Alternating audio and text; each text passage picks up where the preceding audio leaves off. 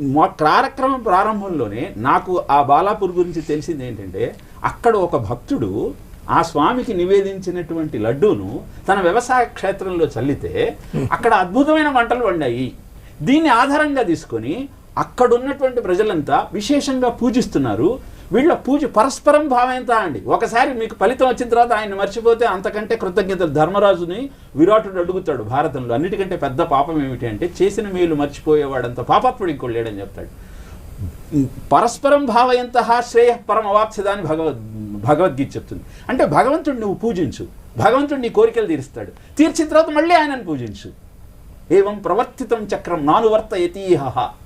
ఈ విధంగా నడిచే ఈ చక్రంలో ప్రతి భాద్రపద శుద్ధ చతుర్థికి ఆ వినాయకుడిని పూజించు, ఆయనకు పెట్టే ప్రసాదాన్ని స్వీకరించు, దాని ద్వారా నీ శ్రేయస్సును ఆకాంక్షించు, తద్వారా ఉన్నతిని పొందు అని చెబుతూ ఈ